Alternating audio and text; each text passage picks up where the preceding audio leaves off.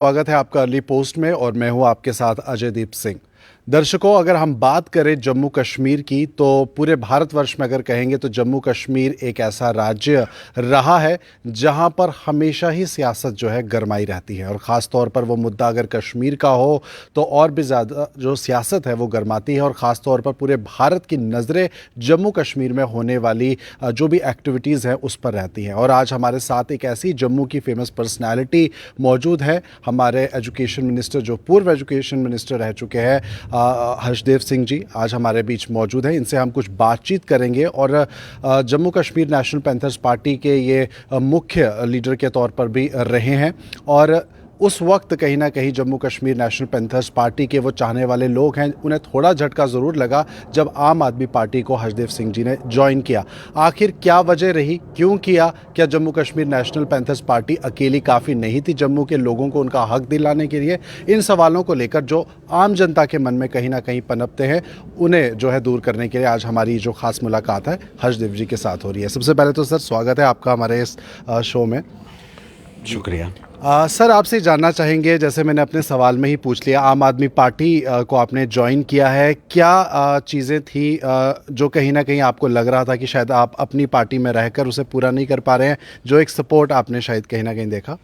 देखिए, ये तो लोगों का ही एक फ़ैसला था कि कैसी पार्टी ज्वाइन करनी चाहिए जहाँ पे एक बड़ा प्लेटफॉर्म भी हो और उन लोगों से ठीक तरीके से टक्कर ली जा सके जो मुल्क को और जम्मू कश्मीर रियासत को जो है वो तानाशाही तरीके से चला रहे हैं। आज की तारीख में बड़े बड़े वादे भारतीय जनता पार्टी ने दिए थे, डेवलपमेंट के, मुलाजमत के, महंगाई दूर करने के, काला धन वापस लाने के, भ्रष्टाचार दूर करने के, सबका साथ सबका विकास, अच्छे दिन, पता नहीं कितने कितने बड़े बड़े नारे। और उन नारों के ऊपर उन्होंने हुकूमत तो बना ली अपनी, लेकिन फिर लोगों को कुछ हासिल नहीं हुआ।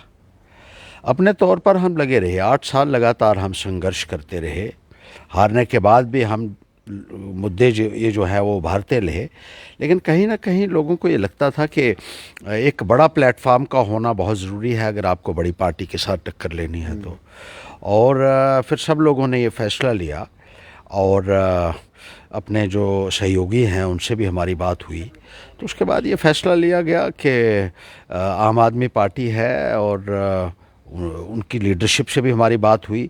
तमाम पॉलिटिकल पार्टी से हमें बहुत पहले से ही ऑफ़र्स आ रहे थे अलग अलग पार्टियों से, लेकिन हमने देखा कि आम आदमी पार्टी जो है एक नई पार्टी भी है और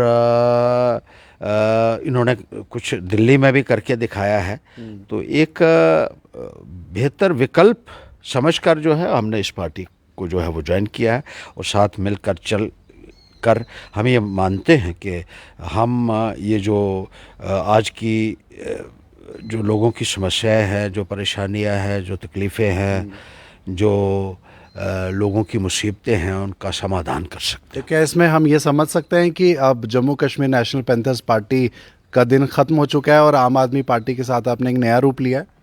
देखिए, ख़त्म इसमें मैं क्या कह सकता हूँ, लेकिन हाँ, मैंने आम आदमी पार्टी ज्वाइन की है और दिल्ली के, जैसे मैंने कहा कि जो वहाँ बैठे हुए नेतागण हैं उनसे मेरी बात हुई है, जो अरविंद केजरीवाल जी से हुई है, डिप्टी चीफ मिनिस्टर हैं जो वहाँ मनीष सिसोदिया जी, उनसे बात हुई है, उनके जो मंत्री हैं दिल्ली में उनसे मेरी बातचीत हुई है, जो मेंबर पार्लियामेंट हैं आम आदमी पार्टी के उनसे बातचीत हुई है और बहुत सारे मुद्दों के ऊपर चर्चा हुई है। और हमने यही कहा उनसे कि गरीब आदमी की, मज़दूर की, किसान के, युवा के जो मसले हैं उनको प्राथमिकता मिलनी चाहिए। कुछ एक ऐसे हमने जो चीज़ें हैं उनके साथ डिस्कस की जिसके ऊपर उन्होंने जो हमें यकीन दहानी दिलाई है कि ये मसले जो है वो पूरे शिद्दत के साथ उभारे जाएंगे और पूरा इन मुद्दों के ऊपर उन्होंने सहयोग करने का आश्वासन भी दिया है। जम्मू कश्मीर में बेहतरी लाने की बात हमने कही, डेवलपमेंट की बात कही, भ्रष्टाचार को ख़त्म करने की बात हुई है, मिलिटेंसी के ख़िलाफ़ लड़ाई लड़ने की बात हुई है, दोनों खितों को बराबरी का अधिकार देने की बात हुई है। तो ये कुछ एक मुद्दे थे और जब हम इकट्ठा होकर लड़ते हैं तो एक जो है एक ज़्यादा शिद्दत के साथ हम उन मुद्दों को उभार सकते हैं। तो लोग भी ये कहते थे कि मिल के अगर आप प्रयास करेंगे तो ज़्यादा बेहतर हो सकता है, तो इसलिए हमने ये फैसला लिया। जी हर्षदेव जी, अगर हम बात करें जम्मू के लोगों की, खास तौर पर जम्मू कश्मीर की आवाम आपको हमेशा से देखती आई, आप सड़कों पर हमेशा दिन नहीं देखा, रात नहीं, बारिश नहीं, धूप नहीं, आप हमेशा उतरकर लोगों के बारे में, लोगों के हकों को लेकर आपने आंदोलन भी किए हैं। हम बात करते हैं अगर कश्मीर की, तो कुछ समय पहले अरविंद केजरीवाल जी काफ़ी ज़्यादा मीडिया की सुर्खियों में भी रहे जब उन्होंने कश्मीर फाइल्स को लेकर एक बड़ा बयान दिया। उसे उतना इम्पोर्टेंट नहीं समझा और कहा कि एक तरह का प्रोपेगेंडा है। लेकिन आज जम्मू के जो कश्मीरी, अगर हम बात करें कश्मीर के, जम्मू कश्मीर में जो कश्मीरी पंडित है, उससे काफ़ी आहत हुए हैं। आप इस आइडियोलॉजी को कैसे देखते हैं कि कश्मीर फाइल्स को एक मजाक के तौर पर अरविंद केजरीवाल ने लिया? कैसे आप देखते हैं? देखिए, ये मजाक की बात नहीं है, उन्होंने कोई मजाक नहीं किया इसके ऊपर, और किसी के साथ कोई मजाक नहीं है। एक जो है वो एक रीज़नेबल और रैशनल बात उन्होंने कही थी कि उस फिल्म को जो है अगर यूट्यूब पर डाला जाता है तो सब लोगों को मौका मिलेगा। इसमें अगर किसी को गलत लगता है तो मेरे ख्याल में उनको समझने में जो है वो जो है कहीं गलती होगी या उसको मिस इंटरप्रेट करके पेश किया होगा, ऐसी कोई बात उन्होंने नहीं कही है।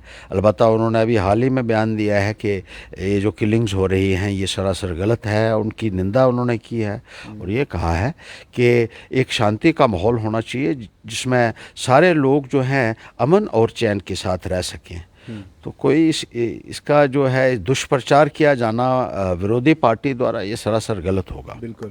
अब आने वाले समय में आप चुनाव अगर यहाँ पर जैसे होंगे, कहाँ पर आप आम आदमी पार्टी को देखते हैं और किस तरह से एक जो टफ सिचुएशन है आम आदमी पार्टी के लिए, क्योंकि यहाँ पे बहुत पुरानी रीजनल पार्टीज़ भी हैं और नेशनल में अगर हम बात करें बीजेपी का काफ़ी वर्चस्व भी रहा है, कितनी मुश्किल होगी टक्कर देना? देखिए, जहाँ कमिटमेंट से काम किया जाए तो कोई मुश्किल नहीं होती है और लोगों में एक बदलाव की भावना देखने को मिल रही है। लोग चेंज चाहते हैं क्योंकि लोगों ने इन लोगों को आजमा लिया है। जो ट्रेडिशनल पार्टीज़ हैं उन्होंने लोगों के से पिछले कई दशकों से वो रूल करती रही हैं, उनके वोट हासिल किए, उनको सुनहरे सपने दिखाए, बड़े बड़े वादे किए और फिर वो वादा खिलाफी उन्होंने उनके साथ की है, जिसकी वजह से लोग आहत हैं, लोग मायूस हैं, गुस्से में हैं, तब्दीली चाहते हैं और वो तब्दीली दी जा सकती है उनको। और वो देख भी रहे हैं कि आम आदमी पार्टी की तरफ अब तो अगर जब वो लोग देखते हैं कि दिल्ली का भी देखते हैं, अब यहाँ जब अच्छे लोग ज्वाइन करेंगे तो यकीनन लोगों का एक जो विचार जो है उस किस्म का बनेगा और उनका विश्वास जो है वो बढ़ेगा। क्योंकि ठीक ठीक लोग जब आएंगे पार्टी में और लोगों की खिदमत करने वाले, जैसे मैंने आपको कहा 8 साल से हम लगातार एक एक मुद्दे को उभार रहे हैं। जब हम विपक्ष में भी रहे तो उसकी भूमिका कोशिश की कि ठीक तरीके से अदा करें। जब हम सरकार में रहे तब भी हमने जो एजुकेशन सेक्टर में किया उसकी चर्चा हिंदुस्तान में भी हुई, विदेश में भी हुई और विदेश में भी हमें सम्मानित किया गया। और एक पैगाम जो है वो हमने दिया पूरे हिंदुस्तान में, क्योंकि उस वक़्त भी 11,000 स्कूल 3 साल के टेन्योर में खोलना जो है अपने आप में एक रिकॉर्ड है जो मुझे लगता है कि कभी टूटेगा भी नहीं। तो सर उन वादों का क्या है जो Jammu Kashmir national panthers party को देखकर आपने लोगों के साथ किए और लोगों ने अपना जो हक है, जो अपना विश्वास है वो आप तक रखा है, उन वादों का आगे किस तरीके से पालन होगा? बिल्कुल, वादे उनके जो है, जो भी हमारे प्रायोरिटीज़ रही हैं वो रहेंगी। जैसे मैंने आपको कहा कि हमारा जो है प्लेटफार्म जो है वो इतना मैंने हमारे लिए कभी नहीं रखा। हमारे लिए लोगों की परेशानियां जो हैं वो हमारे लिए ज़्यादा मायने रखती हैं।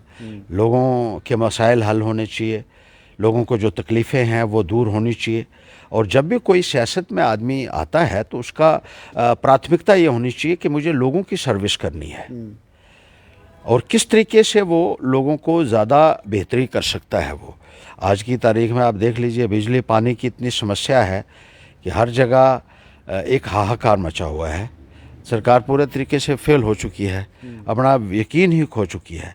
और आम आदमी पार्टी ने तो कह दिया, मेरी जब केजरीवाल से मुलाकात हुई मैंने कहा जम्मू कश्मीर में भी इस किस्म की स्कीमें हमें लानी पड़ेंगी अगर हमने इस पार्टी में आना है या इकट्ठे चलना है तो। और बिजली पानी के बारे में भी, बिजली और पानी लोगों को घर घर में मुहैया होनी चाहिए, 24 घंटे मुहैया होना चाहिए बिजली, और फ्री बिजली और पानी मिलना चाहिए, जो उन्होंने एग्री किया, जो उन्होंने मान ली है बात। तो अब जब इकट्ठा मिलकर चलेंगे तो ज़्यादा बेहतरी होगी। मुझे लगता है कि इससे आपत्ति उन्हीं विरोधियों को होगी जो डर रहे हैं। जी। जो आम नागरिक हैं वो महसूस कर रहे हैं कि एक अच्छी जो है कि अब इकट्ठा होकर ये चलेंगे और बेहतरी होगी, समाज की बेहतरी। अल्टीमेटली हमारा ऑब्जेक्टिव क्या है? ऑब्जेक्टिव ये है कि हम लोगों को बेहतर सुविधाएं दे सकें और लोगों की बेहतरी कर सकें। जी, अगर हम बात करें आज दिन में भी ऑल यूनाइटेड मोर्चा फ्रंट की तरफ से कई पार्टी के जो अलग अलग लीडर्स हैं वहाँ पे इकट्ठा हुए थे। डीलिमिटेशन कमीशन की जो रिपोर्ट है उसे खारिज करने के बाद दोबारा से स्टेटहुड लाने की बात की गई है। आम आदमी पार्टी किस तरीके से इस धारा 370 हटाए जाने के फैसले को लेती है? आप क्या समझते हैं कि वापस स्टेटहुड की तो आपने बात कही है कि स्टेटहुड वापस होना चाहिए, क्योंकि वो एक गलत फैसला है कि किसी स्टेट का दर्जा आप घटा दें। जब आप किसी स्टेट का दर्जा घटाते हैं तो वो स्टेट का दर्जा नहीं घटता है, बल्कि वो लोग भी डाउनग्रेड हो गए हैं। उसकी वजह से लोग भी अपमानित महसूस कर रहे हैं। तो स्टेट जो है वो बहाल होनी चाहिए किसी भी कीमत के ऊपर। हमारी तो सबसे पुरानी स्टेट थी जो महाराजा गुलाब सिंह जी के वक़्त से यहाँ थी, लगभग 200 साल पुरानी स्टेट है। और जब इसका विलय हिंदुस्तान के साथ हुआ उस वक़्त भी ये सोचकर किया गया था कि यहाँ रियासत के लोगों को अपने अधिकार सुरक्षित रखे जाएंगे। तो जो कुछ उन्होंने किया है वो लोगों की भावनाओं के अनुकूल नहीं है, वो उसके विपरीत है। और स्टेट का दर्जा जो है वो बहाल होना चाहिए। और डिलिमिटेशन का जहाँ तक आपने कहा है, डिलिमिटेशन में तो इसमें तो कोई दो राय नहीं है कि बीजेपी ने उसमें बहुत इंटरफेरेंस की है, मनमानी इसमें की है। और अदारों को अब्यूज़ करने के लिए भारतीय जनता पार्टी तो पहले से जानी जाती रही है। तो यहाँ भी उन्होंने वही किया है जो वो अक्सर करते रहे हैं। और अपने तरीके से उन्होंने कोशिश की है कि कॉन्स्टिट्यूंसी इसको ऐसा बनाया जाए कि उनके लोगों को जो है वो कोई परेशानी ना हो। लेकिन लोग जवाब देंगे, आप कॉन्स्टिट्यूंसी जैसी मर्ज़ी ये बना लें, लेकिन अल्टीमेटली लोग इनको सबक सिखाएंगे और आने वाले वक्त में इनकी हालत जो है वो ख़राब होने जा रही है। भारतीय जनता पार्टी के लोगों की ये अच्छी तरीके से ये समझ लें। जी। हर्षदेव जी, आपसे एक सवाल और मेरा ये है कि जम्मू कश्मीर की हम बात करते हैं तो आतंकवाद जो है एक ऐसी सिनक बन के है कि वो पनपने नहीं देता किसी भी चीज़ को, चाहे वो करियर ग्रोथ डेवलपमेंट हो, युवाओं की बात हो, नौकरियों की तो दूर की बात है। अभी अमन बहाली जो शांति है वही नहीं हो पा रही है कश्मीर की। अगर बात करें टारगेट किलिंग का भी सिलसिला चल रहा है। अभी कटरा में भी एक जो बस पर आग लगने का मामला सामने आया था, तो कहीं ना कहीं ये भी बताया जा रहा है कि उसे दबा दिया गया, लेकिन कहीं ना कहीं आतंकी इसके पीछे थे। आईईडी ब्लास्ट की बात सामने आती है, क्या देखते हैं, क्या नज़रिया आपका? कहा जा रहा है कि एक स्टिक्की बम था वो, जिसकी वजह से वो बस में एक्सप्लोजन हुआ है। और आप देख रहे हैं उधमपुर जैसा जो एक पीसफुल डिस्ट्रिक्ट था वहाँ भी तो ब्लास्ट हुआ पीछे। और ऐसी वारदातें जो है वो लगातार बढ़ रही हैं। कश्मीर में तो सिलेक्टिव किलिंग्स का एक दौर शुरू हो चुका है। और हालात जो हैं वो 90s जैसे होने जा रहे हैं। अब जब कोई भी किलिंग होती है तो बीजेपी पहुंच जाती है, जी पाकिस्तान जो है इसके लिए ज़िम्मेदार है, पाकिस्तान को गाली देते हो आप हर बार। पाकिस्तान तो ज़िम्मेदार है ही है और पाकिस्तान ऐसी हरकतें करता रहा है। लेकिन सिर्फ पाकिस्तान को कोस को क्या अपनी ज़िम्मेदारी को आप पूरा कर रहे हैं? आपने वादा किया था कि जम्मू कश्मीर में अमन बहाली होगी, जम्मू कश्मीर में शांति का माहौल होगा। और उस वक़्त नरेंद्र मोदी जी कहते थे कि ये इन्फिल्ट्रेशन कैसे होती है। उस वक़्त के प्रधानमंत्री के ऊपर वो इल्ज़ाम लगाते थे कि दिल्ली कमज़ोर है इसलिए इन्फिल्ट्रेशन होती है। अब कैसे हो रही है? अब किसको जवाब देना? किस तरीके से ये घुसपैठ हो रही है? किस तरीके से वो 40 हमारे जवान शहीद हो गए कश्मीर में। और इन्होंने तो उसका भी पॉलिटिकल कैपिटल उठाने की कोशिश की उस वक़्त भी। और आज हालात जो है वो बेकाबू हो चुके हैं। सिविलियन किलिंग्स कितनी हो रही हैं? कौन जिम्मेदार है इसके लिए? मुझे बताइए, कौन जिम्मेदार है? क्या उस सरकार को जवाब नहीं देना है जिसकी हुकूमत के दौरान एक सेंस ऑफ सिक्योरिटी लोगों के अंदर नहीं रही है, एक फीलिंग ऑफ सिक्योरिटी नहीं रही है? सिक्योरिटी मुहैया करवाना तो दूर की बात है, आज मिलिटेंट दफ्तर में घुसकर मारते हैं, दफ्तर में घुसकर सिलेक्टिव किलिंग करते हैं। इससे ज़्यादा मुझे बताइए कि मिलिटेंसी की इंतहा, इससे ज़्यादा तो मुझे नहीं लगता कि आज तक कभी भी आतंकवाद जो है इतना फैला हो कि घरों में घुसकर जो है और दफ्तरों में घुसकर जो आतंकवादी जो है वो मार रहे हैं, और इंटेलिजेंस जो है वो पूरे तरीके से बेखबर है, सरकार बेखबर है।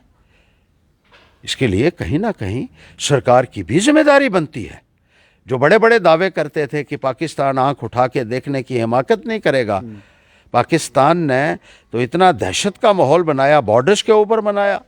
अब अंदर घुसकर, हिंटरलैंड में जाकर घुसकर वो लोगों को अगर इस तरीके से आतंकवाद फैला रहे हैं, तो कहीं ना कहीं सरकार की नाकामी इसमें साफ नजर आती है। जी कुछ दिन पहले हमने ये भी देखा कि प्रधानमंत्री मोदी की एक बहुत बड़ी रैली जम्मू में भी हुई। बहुत सारे युवा भी उस रैली का एक हिस्सा थे। युवाओं की अगर हम बात करें तो साफ तौर पर रोज़गार की बात होती है। आम आदमी पार्टी आपने ज्वाइन की है, मतलब आम लोगों की जो समस्याएं हैं वो सबसे पहले होंगी, और युवा जो है उनका कहीं ना कहीं जो रेशो है वो सबसे ज़्यादा रहता है। एजुकेशन पॉलिसी को लेकर आप क्या समझते हैं, किस तरह की चेंजेस रहने ज़रूरी है? आप पूर्व एजुकेशन मिनिस्टर भी रह चुके हैं, और किस तरीके से देखते हैं रोज़गार को लेकर भी आम आदमी पार्टी के नज़रिए से? देखिए, मैं ये कहता हूँ कि आपने 2-3 सवाल इकट्ठे ही पूछ लिया कि एक तो रैली की आपने बात की, प्रधानमंत्री की रैली की बात की, और लोग आए। तो वो लोग कौन थे ये आप अच्छे तरीके से जानते हैं। किस तरीके से मुलाजमीन को गाड़ियों में भर भर करके और ज़बरदस्ती उनको लाया गया, कंपल्सरी बनाया गया कि कोई जो मुलाजम नहीं आएगा, जिसकी ड्यूटियां लगाई गई हैं, तो उसके खिलाफ कार्रवाई होगी। टीचर्स को भरकर लाया गया, आंगनवाड़ी वर्कर्स को, आशा वर्कर्स को, दूसरे महकमे जात के जो रूरल डेवलपमेंट के लोग हैं या दूसरे विभागों से लोग हैं। तो उस रैली में ये कहा जा रहा है कि 85 to 90% तो मुलाजम था, और यहाँ उनको इकट्ठा किया गया और उनको बाहर जाकर, बाद में जाकर उन सब मेजॉरिटी जो हमें लोग मिले, उन्होंने शिकायत नहीं की कि वहाँ इस तरीके से भेड़ बकरियों की तरह हमें गाड़ियों में बंद करके वहाँ ले जाया गया, और वहाँ कोई इंतज़ाम ही नहीं था, ना बैठने का, ना पानी का, पीने का पानी का, ना कुछ।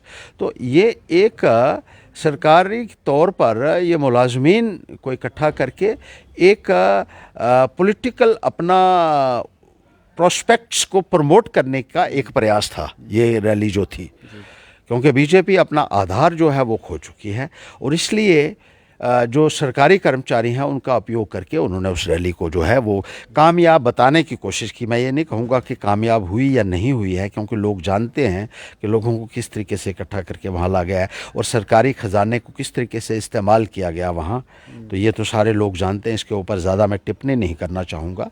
हाँ, ज़रूरत इस बात की है आपके बीजेपी भी ये समझे कि अब लोग उनकी रैलियों में कम आ रहे हैं। अब इसी तरीके से जो है ज़ोर ज़बरदस्ती से और फोर्सिबली उनको जो है वो लाना पड़ेगा अपने जो इंतज़ामिया के लोगों को या सरकार की जो कर्मचारी हैं उनको। और जहाँ तक एजुकेशन की आपने बात कही है, तो एजुकेशन का तो मैं समझता हूँ कि दिवालिया ही निकल गया आज की तारीख में। आप कहीं भी चले जाइए, रूरल एरियाज़ में आपको टीचर्स मिलेंगे ही नहीं।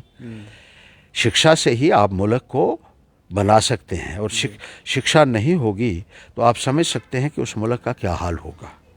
आज रूरल एरियाज़ की अगर हम बात करें तो कहीं भी स्कूलों में आपको स्टाफ नहीं मिलेगा, ख़ास तौर पर जो रिमोट एरियाज़ हैं, जो फार फ्लंग एरियाज़ हैं, वहाँ टीचर्स तो रहे ही नहीं हैं। या तो उनकी अटैचमेंटें कर दी गई हैं, और उसके ऊपर से भर्तियां करना। आपने टीचर्स को आपने कह दिया 10 साल तक हम टीचर ही भर्ती नहीं करेंगे।